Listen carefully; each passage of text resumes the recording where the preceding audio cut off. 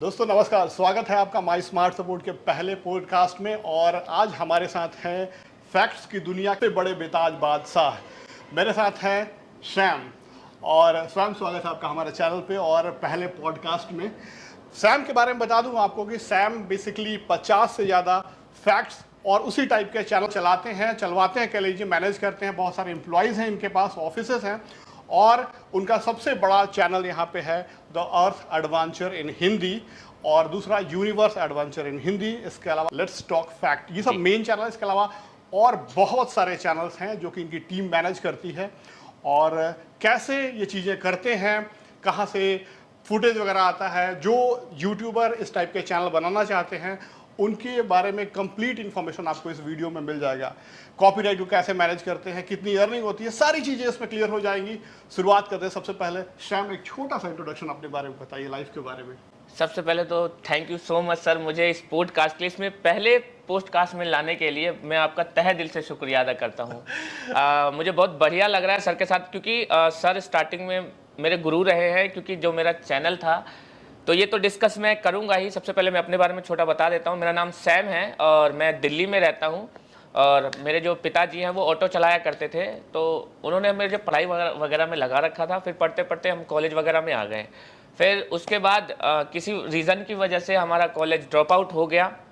तो उसके बाद फिर हम यूट्यूब पे आ गए। स्पेशली दिल्ली से ही रहते हैं। पापा ऑटो चला, अभी फिलहाल ऑटो नहीं चला रहे हैं। आपने यूट्यूब पे आके इतना सारा मल्टीपल यूट्यूब चैनल्स चलाने लगे, आपके मन में ये ना कि नहीं आया कभी कि ऑटो का ही बिजनेस कर लेते, मल्टीपल ऑटो वगैरह का, जैसे ओला वगैरह, उबर वगैरह उस टाइप शुरू की करते? एक्चुअली में ऑटो पापा ने सिखाया तो था, लेकिन बचपने में सिखाया। ऑटो आता भी है मुझे चलाने, लेकिन एक्चुअली पढ़ाई में बिजी थे। पढ़ाई से करते करते अचानक से माइंड यूट्यूब का आ गया, क्योंकि अब ये जनरेशन की वजह से हो सकता है ऐसे ही आ गया यूट्यूब पे। फिर हम यूट्यूब में करते हैं। हालांकि हमें कभी पापा ने फोर्स नहीं किया कि हाँ ऑटो ही चलाना है आपको, लेकिन क्या पता अगर मैं ऑटो चला रहा तो शायद आज 50-100 ऑटो भी होते। ये भगवान की माया है। एजुकेशन कहाँ तक हुई आपकी एजुकेशन? वैसे मेरी एजुकेशन बीटेक तक है, लेकिन मैंने डिग्री नहीं ली है, क्योंकि लास्ट 4th ईयर में मेरा ड्रॉप आउट हो गया था। मैंने कॉलेज छोड़ दिया था रीजन की वजह से। हालांकि मैं बिल्कुल भी नहीं कहता किसी को कॉलेज छोड़ने के लिए, क्योंकि एक गरीब के लिए एजुकेशन ही हथियार है उसका। बहुत बड़ी चीज़ होती है। भले ही आप सुनते होंगे कि ये ड्रॉप आउट वो कर लिए, इतने बड़े एंटरप्रेनर हैं, लेकिन एजुकेशन बहुत बड़ा चीज़ होता है, उसको आपको नज़रअंदाज नहीं करना है। तो क्यों ऐसा क्या हुआ कि आपको छोड़ना पड़ा पढ़ाई? एक्चुअली में जैसे ही मैं 12th तक बहुत बढ़िया सब कुछ चला। मैं 10th का भी टॉपर था, 12th का भी टॉपर था। फिर उसके बाद हमने एंट्रेंस एग्जाम दिया, कॉलेज में एडमिशन हो गया। लेकिन जो सबसे, हालांकि लोग बोलते नहीं है, मैं आपको लिटरली बता रहा हूँ, एक 20-22 साल के लड़के के लिए उस समय पढ़ाई के साथ साथ एक तो गरीबी, पढ़ाई, ऊपर से लड़कीबाजी। मतलब ये लड़कीबाजी इन द सेंस ऐसे कि गर्लफ्रेंड का चक्कर फंस जाता है। एक यंग यूथ के लिए ये बहुत बड़ा प्रॉब्लम रहता है। करियर पे भी फोकस करना है और गर्लफ्रेंड भी है। अब इस चक्कर में बंदा डाइवर्ट हो जाता है। इन छोटी छोटी वजहों की वजह से मेरा कॉलेज ड्रॉप आउट हो गया, क्योंकि मेरा ध्यान इधर से हटके इधर आ गया था। देखिए फैक्ट है, एग्री करना चाहिए, क्योंकि होता है, हर बंदा फेस करता है। उम्र ही ऐसा होता है। हाँ, उम्र ही ऐसा होता है। 20 साल, 22 साल, 17 साल, 18 साल, 25 साल, ये ऐसा उम्र है। जब तक शादी जंजाल में नहीं फंस जाएंगे तब तक इनफैक्ट कई लोग तो शादी के बाद भी बट वो गलत चीज है, वो गलत चीज हो गया, एकदम धोखा देने वाली बात हो गई। धोखा देने वाली बात होगी, बहुत बड़ा धोखा। आज जो मुझे वाइफ मिली है, मैं भगवान का शुक्रिया अदा करता हूँ। बहुत अच्छी वाइफ मिली है और मैं बहुत शुक्रगुजार हूँ। भगवान ने अच्छी जिंदगी दी। और जी, ये भाभी जी डर के मारे बोल रहे हैं कि हमको आपके सामने सफाई ना देना पड़े, इसलिए वीडियो में ये क्लियरिफिकेशन कर दिया जाए। चलिए, क्लास तो लगेगा घर पे, है ना? जी जी जी। ओके, चलिए आगे बढ़ते हैं और इनके अब यूट्यूब जर्नी के बारे में पूछते हैं। यूट्यूब पे कैसे है? ठीक है, प्यार हुआ, सब कुछ हुआ, शादी नहीं किया, बेवफा निकल गया शायद। चलिए, बेवफा होने के बाद फिर आप यूट्यूब पे आज सक्सेसफुल हो गए। और वो बताइए हमें कि यूट्यूब की शुरुआत कैसे हुई, जर्नी कब मन में आया, उससे पहले क्या किया पढ़ाई के बाद? जी, एक्चुअली ऐसा हुआ, जैसे मैं कॉलेज में था तो प्रॉब्लम जैसे मैंने आपको बताया कि हो ही रही थी, कि मतलब पढ़ाई में मन नहीं लग रहा था। तो हुआ क्या कि मेरे 5-6 बैक आ गई। तो हमारे एचओडी सर थे, उन्होंने हमें बुलाया पापा के साथ। तो उन्होंने बुलाया, उन्होंने बोला भाई आपके बैग्स वगैरह आ रही है, पढ़ाई में आप ध्यान नहीं दे रहे, कहाँ बिजी हैं? अगर पढ़ाई नहीं करेंगे तो आप जिंदगी में कर क्या पाएंगे? तो मेरे को बुरा लग गया और मैंने कहा सर अब तो बिना पढ़ाई के ही करेंगे। हालांकि मैं ये मोटिवेशन क्या के लिए नहीं statement बता दिया? रहा हूँ। सर ने क्या बोला और आपने क्या बोला? सर फिर ने से बोला repeat कि कीजिए। बिना पढ़ाई के आप कर क्या लेंगे। मैं कहा सर अब तो जो करेंगे वो बिना पढ़ाई के ही करेंगे। पिताजी के सामने? हाँ, पिताजी के सामने। पिताजी के सामने, पिताजी भी हमारा मुंह देख रहे थे। हालांकि वो बिल्कुल ठीक नहीं, हालांकि ये मेरे लिए सही हो गया, बट नहीं करना चाहिए बिल्कुल ऐसा। बट मैंने किया गुस्से में और मैंने छोड़ दिया, और मैं आगे का बता रहा हूँ क्या हुआ उसमें। अब इस चीज को आप मोटिवेशनल स्टेटमेंट समझ के खुद आप मत कह दीजिएगा। हाँ हाँ, बिल्कुल भी नहीं, बिल्कुल भी नहीं कहता मैं इस डीन चीज़ या के लिए। प्रिंसिपल बुलाएं तो ये स्टेटमेंट मत दीजिएगा, अब तो मैं छोड़िए, अब तो छोड़ूंगा, अब करूंगा ही नहीं। हाँ, तो अगला स्टेटमेंट है ना उसके लिए। आगे क्या हुआ, जब मैंने छोड़ दिया तो घर पे जब आया तो मैंने सोचा यार कॉलेज तो छोड़ दिया, मैं करूंगा क्या, फंस गया मैं। लेकिन वहां तो लाइन बोल के आ गया था कि भैया बिना डिग्री के करेंगे। तो उसके बाद मैंने फिर ट्यूशन सेंटर स्टार्ट कर दिया। जैसे मैं साइंस बैकग्राउंड से हूँ, तो फिजिक्स केमिस्ट्री की हम दिल्ली में ट्यूशन, ही? हाँ दिल्ली में अपना ट्यूशन सेंटर मैंने खोला, एक छोटे से रूम में 2-4 बच्चों को रख करके अपना ट्यूशन पढ़ाना शुरू किया। फिर ऐसे करते करते हम लोग बहुत अच्छा पैसा भी कमाने, मतलब ट्यूशन पढ़ा के मैं लाख रुपए महीना कमाने लग गया था। लेकिन फिर वही, आप चढ़ते हैं फिर उतरते हैं। अब ऐसा हुआ हमारे आसपास के एरिया में ही हमसे पढ़ के जाने लगे और लोग बाग फिर अपना सेंटर खोलने लगे। इससे मेरे बच्चे कम हो गए। मैं कहा यार ये तो गड़बड़ हो गई, मतलब कहाँ मैं लाख रुपए महीना कमा रहा था, अब कहाँ 10-15 हज़ार पे आ गया हूँ, ये कैसे चलेगा। मैं कहा यार अब तो कुछ गड़बड़ हो गया, अब कुछ और करना पड़ेगा। तो ऐसे ही हमने उस समय यूट्यूब के बारे में कहीं से सुना और यूट्यूब का ही काम स्टार्ट कर दिया। मतलब ये डाउनफॉल हो चुका था पूरा, और उसके बाद फिर हमने यूट्यूब का काम स्टार्ट कर दिया, और तब जा करके हमारी यूट्यूब की जर्नी शुरू हुई। ओके, तो यूट्यूब में कितने समय तक, पहला चैनल आपका यही था फैक्ट्स का ही क्यों ख्याल है आपको, और दूसरा क्यों स्टार्ट नहीं किया? और कैसे, पहला चैनल क्या था, दूसरा चैनल क्या था, और चैनल के बाद चैनल्स कैसे बनते गए, वो सब बताइए थोड़ा सा। एक्चुअली हमारा जो सबसे पहला चैनल था वो लेट्स टॉक फैक्ट था। ये हमारे इंस्टीट्यूट का भी नाम था। क्या नाम था? Let's talk fact. Let's talk fact, ये हमारे एक्चुअली इंस्टीट्यूट का नाम था। Okay. हमने इंस्टीट्यूट पे ही ये रखा था। तो स्टार्टिंग में मैंने इसमें बनाई थी सीबीएसई से रिलेटेड वीडियो की, कैसे आप, क्योंकि मैं पढ़ाता भी था, तो एजुकेशन से रिलेटेड वीडियो डाली कि कैसे आप मार्क्स ला सकते हैं। तो ऐसी कुछ वीडियो डाली, तो उसमें एक वीडियो डाली 10 दिन के अंदर में 90% मार्क्स, वो 20-30 हज़ार व्यूज चले गए। लेकिन फिर उसके बाद क्या हुआ, मतलब 4-5 महीने हो गए, ओ भाई व्यूज ही नहीं आ रहे, व्यूज नहीं, और हालत मेरी पहले से ही खराब चल रही थी, बुरी हालत थी, मैंने आपको फोटो भी दिखाया था, ऐसी हालत चल रही थी। यार क्या करें, तो मैंने कहा यार अब लगता है ये यूट्यूब का ना फंडा ठीक नहीं है। तो उसी ड्यूरेशन में, उसी दौरान क्या हुआ, आपकी तो मैं वीडियोस देखता ही था कि कैसे एजुकेशन, कैसे यूट्यूब को ग्रो करें। तो मैं देख रहा था, उसमें एक वीडियो आपकी है, आप एक रूम के अंदर में व्हाइट टी शर्ट है आपकी, उसमें व्हाइट और लोगो लगा हुआ है यूट्यूब का यहाँ पर आपको। उसमें आप बता रहे हैं कि आपको पता है कि यूट्यूब पे 95% लोग क्यों फेल हो जाते हैं। आपने बोला उन लोगों के 1000 भी सब्सक्राइबर पूरे नहीं होते, और मैं 759 सब्सक्राइबर पे था पिछले 6 महीने से, उसी पे ही 759 पे हो ही नहीं रहा था। मैं कहा यार ये तो गजब हो गया। फिर आपने एक और चीज बोली, अगर आपने मतलब 1000 सब्सक्राइबर क्रॉस कर लिया ना, तो मेरी मानिए आप कभी यूट्यूब छोड़ नहीं पाएंगे। आप ये तो फैसला कर लिया था मैंने कि मेरे को यूट्यूब करना ही नहीं है। लेकिन आपकी उस वीडियो की वजह से ना मुझे बुरा लगा। मैं कहा यार ऐसा है क्या, मैं कहा आप यूट्यूब बेशक छोड़ना पड़े, आप 1000 करके छोड़ेंगे अब 1000 करके छोड़ेंगे। लेकिन लिटरली आपकी बात सही हुई। आपने जो बोला था कि एक बार 1000 हो गया तो आप कभी छोड़ नहीं पाएंगे, एक्चुअली 1000 के बाद सीधा 40,000 सब्सक्राइबर, वो वीडियो मेरी फंस गई कोई सी, और सीधा 40,000 सब्सक्राइबर पहुंचा दी। हाँ, वायरल हो गई। फिर सिलसिला आगे बढ़ते रहा। हाँ। वो समय भी था एक्चुअली, उस समय, आज ये 2016 के आसपास, 16 के एंड की, तो उस समय था कि 1000 सब्सक्राइबर बहुत होते थे उस समय। जैसे आज की डेट में 1 लाख अचीव कर लिया, उस समय 1000 काफी होते थे। बिल्कुल बिल्कुल। तो वो लगता था आदमी को कि हाँ अब स्पीड पकड़ेगा। आज की डेट में वैसे ही आप 1 लाख पूरा कीजिएगा तो आपको वो स्पीड आएगा, ठीक है। और सबसे चीज मैं नोटिस किया, मैं खुद आज जान पाया कि आप इन्फ्लुएंसर हैं तो कोई चीज बोल रहे हैं तो उसका कितना प्रभाव हो सकता है, चाहे आप पॉजिटिव बोल रहे हो चाहे नेगेटिव बोल रहे हो। तो बहुत सोच समझ के बोलना चाहिए इंसान को कि सामने वाला सुन रहा है उसको सीरियसली, उसकी लाइफ भी बदल सकती है, बर्बाद कर सकती है। थैंक यू, इस चीज़ को आप रिवील किए, बहुत अच्छा लगा। मैं हमेशा कुछ बताने के समय कुछ सोचूंगा जरूर, ठीक है। तो सबसे पहला चैनल आपने स्टार्ट किया लेट्स फैक्ट, उससे फिर क्यों, क्या उसे बंद कर दिया, फिर दूसरा कैसे स्टार्ट किया, क्या हुआ? एक्चुअली जब हम लेट्स टॉक फैक्ट चला रहे थे तो उससे हम पैसे वैसे कमाए, हमारे पास कर्जा वर्जा हो गया था, तो हमने उस कर्जे को हटाया। सारे कर्जे मतलब मेरे पे हो गए तो मेरे दोस्त पे हो गए, तो कर्जा सब खत्म कर दिया। उसके बाद फिर माइंड में आया यार कि मतलब अगर एक चैनल से इतना आ सकता है तो और भी तो चैनल बना सकते हैं। उस चैनल से कितना आपने अर्न कर लिया था, वो कितने साल में?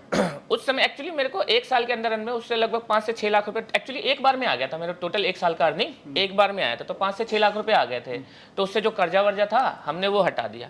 कर्जा हटाने के बाद फिर हमारे माइंड में आया कि यार एक चैनल से अगर इतनी अर्निंग आ सकती है तो ज़्यादा बनाया जाए, तो क्योंकि चैनल तो थे हमारे फैक्ट में, कई सारे चैनल थे।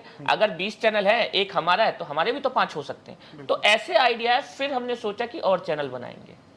ओके। हाँ, तो आप दूसरा फिर उसी समय वो चलते हुए दूसरा चैनल हाँ, फिर हमने क्या किया, तो मैनेज कैसे किया आप? हाँ, कैसे करने लगे? 2 चैनल मैनेज करना बहुत मुश्किल काम होता तो अब आइडिया आया कि भाई करेंगे। तो उस समय तो हम खुद ही सारा काम करते थे, वॉइस रिकॉर्डिंग करना, एडिटिंग करना, थंबनेल बनाने, सारा काम हम करते थे। अब देखिए, अगर आपको अगला चैनल बनाना है तो आपको काम तो डेलीगेट करना पड़ेगा, किसी और को देना पड़ेगा। फिर आइडिया आया कि चलो हम एम्प्लॉयज रखते हैं। फिर हमने 1-2 एम्प्लॉयज रखे, क्योंकि उस समय जितनी अर्निंग थे उस हिसाब से हम 1-2 को अफोर्ड कर सकते, तो हमने उसको रखा।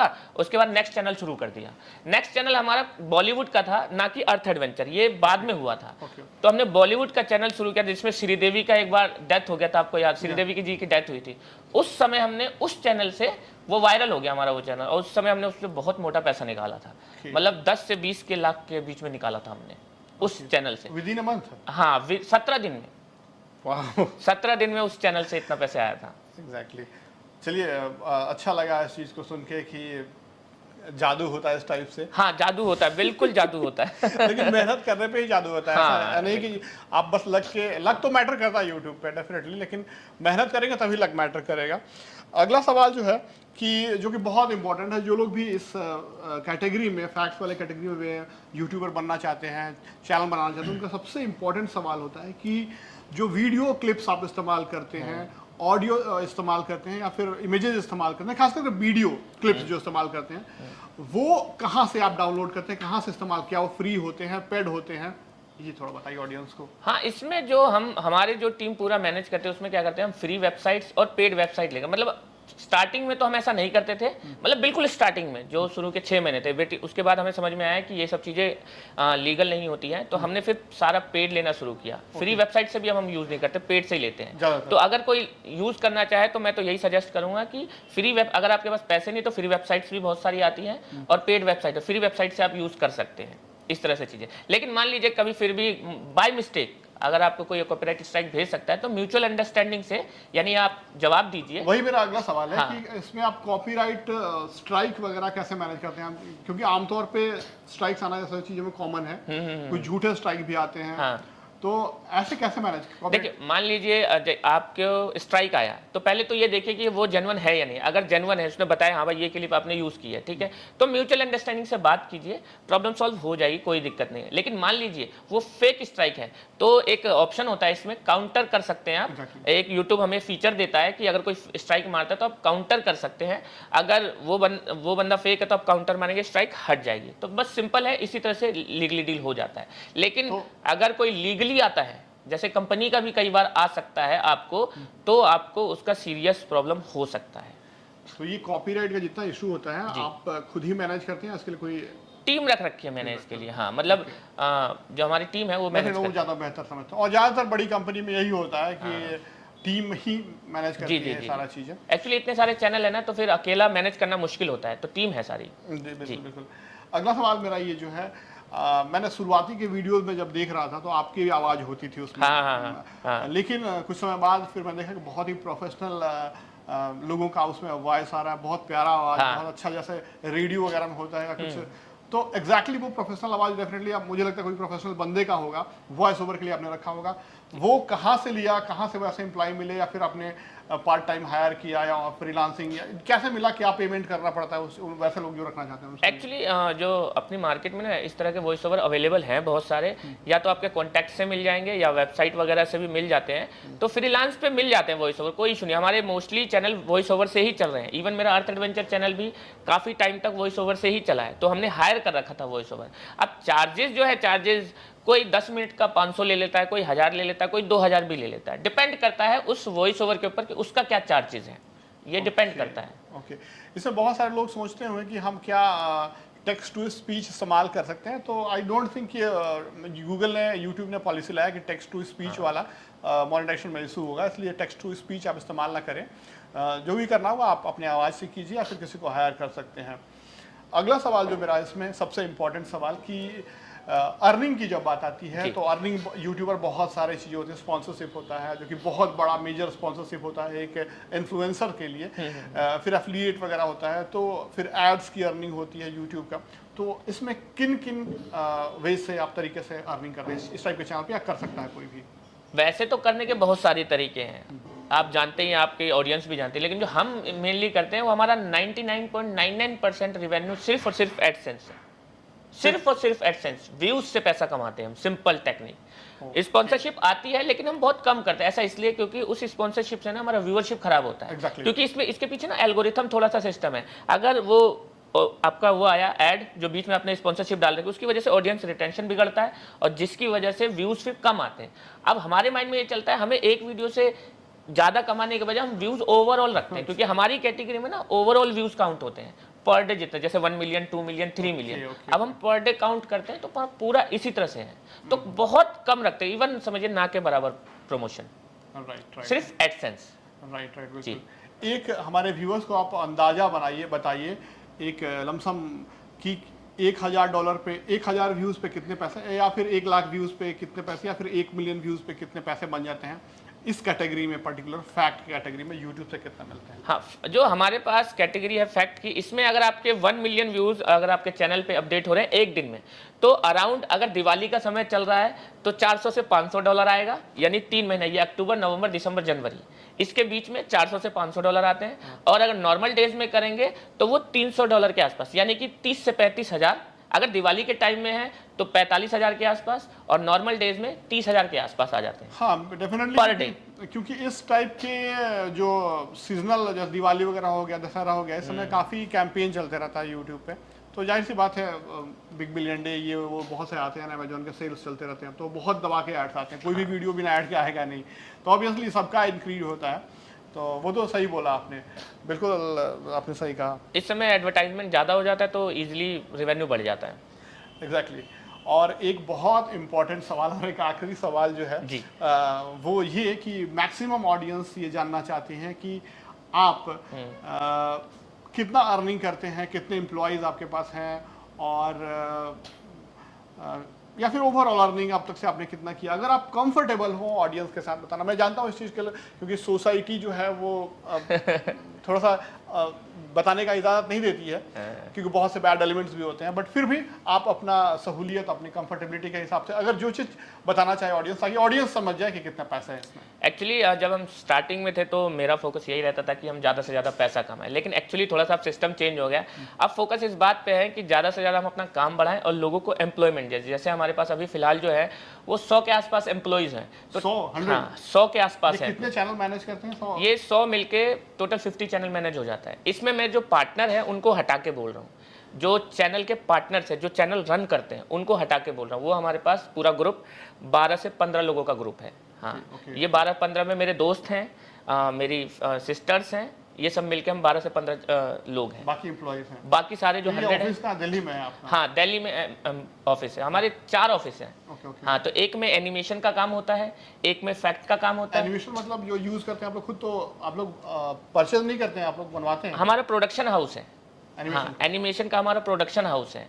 हाँ, तो वही आपने दूसरी जगह से एनिमेशन क्यों नहीं लिया, आपने अपना खुद का क्यों खोजा? एक्चुअली बाहर से जो वीडियोस बनती महंगे पड़ता होगा ना, बहुत एक्सपेंसिव, मतलब 50,000 की एक वीडियो 4 मिनट की एनिमेशन वाला। हाँ, 1 लाख की एक वीडियो 4 मिनट की। अब हम यूट्यूबर हैं, हम व्यूज से पैसा कमाते हैं, हम प्रमोशन से तो कमाते नहीं कि बहुत मोटा है, तो हमें बजट में करना होता है। तो मेरे को यही करना था कि मैं क्या कर सकता हूँ, तो मुझे समझ में आया अगर मैं एम्प्लॉयज़ को हायर कर लूँ ना तो मेरा ज़्यादा ईजी हो जाएगा, बहुत कॉस्ट कम हो जाएगी। अब सोचिए 50,000 की वीडियो अगर आपको 6,000 में मिलने लगे तो सही है ना, बिल्कुल कॉस्ट नीचे आ गया, क्योंकि व्यूज से प्रॉफिट भी निकालना है। तो फिर हमने पूरा प्रोडक्शन हाउस ही बना लिया, वहीं पे एनिमेट होता है, वहीं पे सारी चीज़ें होती हैं।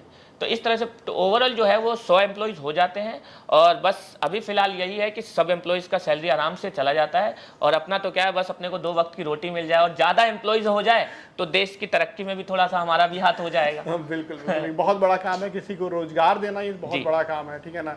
पेट तो सब कोई भर लेता है, पैसे तो बहुत लोग इकट्ठे कर लेते हैं, लेकिन एट द एंड उसका यूज तभी होता है जब जरूरतमंद को दिया जाए, है ना। नहीं तो बोरा में भर के पैसा रखने से आए हैं हम खाली हाथ ही जाएंगे, क्या करना है। बस स्टार्टिंग का ये था कि शुरू में पैसे की इसलिए थी क्योंकि पैसे की जरूरत, ज़रूरत थी, था भी नहीं तो पैसे पे फोकस था। अभी फ़िलहाल जितना हो सके हम एम्प्लॉयमेंट बढ़ाना चाहते हैं, क्योंकि इससे सबको फ़ायदा होगा, क्योंकि एम्प्लॉयमेंट का हमारे इंडिया में कमी है। काफी प्रॉब्लम हाँ, क्योंकि जितना ज़्यादा हम बढ़ाएंगे हमारे देश को भी उतना ज़्यादा, और इस ऊपर से हमारा जो डॉलर में अर्निंग होता है उसकी वजह से देश की जीडीपी में भी फ़ायदा होता है। बिल्कुल बिल्कुल, एक बहुत ही इंस्पायरिंग और मोटिवेशनल जर्नी रहा है इनका। एक ऑटो ड्राइवर के पुत्र से लेके आज इतने बड़े चैनल्स को रन कर रहे हैं, इतने सारे चैनल्स को रन कर रहे हैं। उससे ये बड़ी बात कि इतने सारे लोगों को रोजगार दिए हुए हैं और प्रोग्रेसिव है। फ्यूचर प्लान क्या है आपका इसमें? फ्यूचर प्लान इसमें हम 2-3 तरह से चल रहे हैं। एक तो अपने फेस, अब मैं फेस में भी वीडियो डालने लगा हूँ 8 हाँ, पे। मैंने देखा कि अब आप फेस में वीडियो डाल रहे हैं। क्यों ऐसा फेस क्यों दिखाना चाहा आपने? बहुत ज़्यादातर तो मैंने देखा चैनल्स पे वॉइस ओवर रहता, फेस नहीं रहता है। तो आपको क्या लगा, क्यों जरूरत पड़ा आपको? फेस में मुझे ऐसा समझ में आया कि वॉइस ओवर का क्या होता है, जैसे हम फ्रीलांस वॉइस ओवर रख रहे हैं तो उनको फ्यूचर के लिए हम नहीं रख सकते, लंबे समय के लिए, मान लीजिए आज 6 महीने के लिए, 1 साल के तो रख ले। अब उनकी कोई प्रॉब्लम आ गई या फिर उन्होंने अनडिमांड कर दी कि भाई इतनी सैलरी चाहिए, उतनी सैलरी चाहिए, तो मुझे समझ में आया यार लॉन्ग टर्म के लिए ना वॉइस ओवर ठीक नहीं है, क्योंकि उनके साथ कभी भी दिक्कत हो सकती है। और इसलिए फिर मैंने सोचा कि मेरे इस चैनल को मेरे फेस की रिक्वायरमेंट है। अब 8 मिलियन सब्सक्राइबर, कल को 16 होंगे, तो अगर 4 वॉइस ओवर रखूंगा तो फिर दिक्कत आएगी। तो क्या सभी चैनल पे आप खुद करते हैं या फिर बाकी चैनल्स नहीं, बाकी चैनल पे वॉइस ओवर बस एक चैनल पे, हाँ, आप खुद आना चाहते हैं? हाँ, उस पे मैं खुद आना चाहता ऑब्वियसली बात है, फेस वैल्यू थोड़ा अगर बन जाए तो मैटर करता है। बिल्कुल, क्योंकि फेस अगर है आपका, लोग पसंद करने लगे तो आप कुछ भी डालेंगे, लोग देखेंगे आपको प्यार करते हैं तो। लेकिन कंटेंट को आपको प्यार करें तो आपको कोई जानता नहीं, चाहे आप कितने भी मिलियन सब्सक्राइबर्स बिल्कुल बिल्कुल, यस, यही है। तो ऑब्वियस सी बात है, सैम आपने बहुत सी इंपॉर्टेंट चीज़ें हमारी ऑडियंस को बताई, खास करके जो इस फैक्ट की कैटेगरी में कुछ करना चाहते हैं। बहुत अच्छा लगा। और एक आखिरी मैसेज जो हमारे यूट्यूबर्स या लोग को अपने लाइफ में या फिर यूट्यूब की जर्नी में देना चाहें, वो प्लीज़ आपकी तरफ से। सबसे पहले तो मैं यही बताना चाहूँगा कि देखिए, आप में से काफ़ी सारे लोग जो होंगे, इनमें से आपके ऑडियंस में से, वो स्ट्रगल कर रहे होंगे। अब स्ट्रगल करते वक्त बहुत सारी दिक्कतें आएंगी, और आपकी फैमिली से दिक्कतें हो सकती है, आपकी गर्लफ्रेंड से दिक्कतें हो सकती है, आपकी बॉयफ्रेंड से दिक्कतें हो सकती है। ज़्यादा दिक्कत तो गर्लफ्रेंड से होती है। हाँ, ज़्यादा दिक्कत चलते पढ़ाई भी नहीं कर पाते हैं, तो मैं यूट्यूब पे ध्यान दे रहे हैं। गर्लफ्रेंड हो सकता है आपकी टाइम ज़्यादा मांग रही हो, क्योंकि भाई आप काम कर रहे हो, आप टाइम कहाँ से दोगे, और अगर टाइम नहीं दोगे तो फिर वो छोड़ के भी चली जाएगी। तो इसमें ना प्रॉब्लम में वाइफ का फायदा ये होता है कि छोड़ के नहीं जाएगी।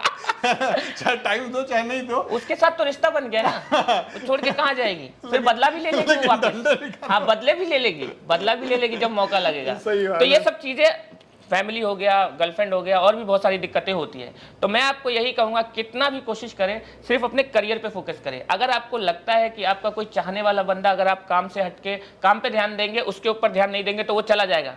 लिटरली उसे जाने दीजिए। जो आपके गरीबी में या आपकी मजबूरी में साथ नहीं है, उसे जाने दीजिए, उसे मत रोकिए, क्योंकि इस समय आपको ज़रूरत है। अगर आपका कोई चाहने वाला आपको रह रहा है अभी ना, वो वैल्यूएबल है। अभी आपको साथ की ज़रूरत है। जब आप कामयाब हो जाएंगे ना, तो आप पता क्या कहेंगे, अरे भाई रह, दूर जा भाई, दूर जा। इतने लोग आ जाते हैं, जो नहीं भी जानते ना, वो भी लोग आ जाते हैं। तो मैं तो यही कहूँगा, सिर्फ अपने काम पे फोकस रखें, करियर पे फोकस रखें, और जितना हो सके पैसा कमाएं। पैसा कमाए, अपने लिए नहीं, देश के लिए कमाए, लेकिन कमाए पैसा। लेकिन अभी परेशान नहीं होना, सिर्फ काम पे फोकस करना। जो आपको छोड़ के जाए, गर्लफ्रेंड हो, भाई हो, बहन हो, जाने दीजिए। आप टेंशन मत लीजिए, बस आप कमाइए, बस। बिल्कुल, तो ये मैसेज था इनका। और thank you so much Sam कि आप हमारे आए और पॉडकास्ट का शुरुआत की। हम आशा करेंगे कि ये पॉडकास्ट आप लोगों को बहुत पसंद आया होगा, प्यार किए होंगे। अगर अच्छा लगा तो इस वीडियो को लाइक कीजिए, और इसी तरह के फ्यूचर में आपको पॉडकास्ट मिलते रहेंगे, जिसमें कि कुछ ना कुछ आपको अच्छा सीखने मिलेगा, जो अपने लाइफ में बेहतर किए हैं। Thanks a lot for joining Sam. Thank you so much. Bye bye.